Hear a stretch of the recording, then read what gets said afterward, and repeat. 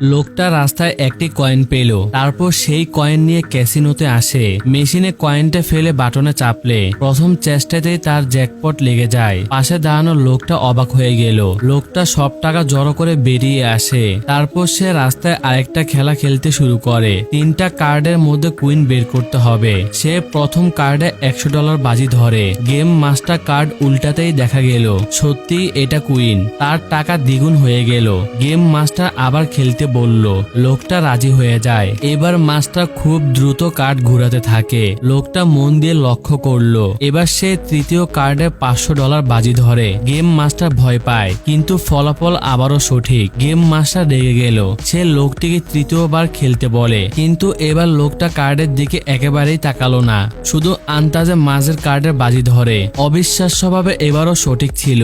Game master পাগলের মতো রেগে যায় আর লোকটিকে টাকা না দিয়ে পালিয়ে গেল। তারপর লোকটা তৃতীয় গেম খেলে। সেখানে কুকুরের দৌড় হচ্ছিল।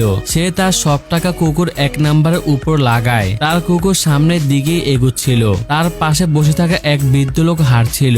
সে 9 নাম্বার কুকুরের উপর টাকা লাগিয়েছে। লোকটা বলল টিকিট বদল করতে। বৃদ্ধ লোকটি আনন্দের সঙ্গে বদল করে নিল। হঠাৎ পানি পড়ে শর্ট সার্কিট হলো, যে কারণে ক্যামেরা নিচে পড়ে যায়। শুধু 9 নাম্বার ছাড়া সব কুকুর ক্যামেরা শুকতে লাগলো। শেষে 9 নাম্বার কুকুর দৌড়ে জিতে যায়। বৃদ্ধ লোকটি অবাক হয়ে গেল।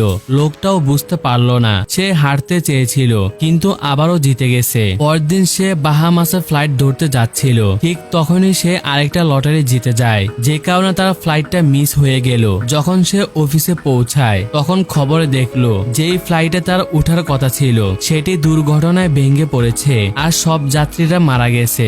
আরেকবার তার ভাগ্য তাকে বাঁচিয়ে দিল। আপনার বর্তমান ভাগ্যের কি অবস্থা কমেন্ট করে জানাতে পারেন।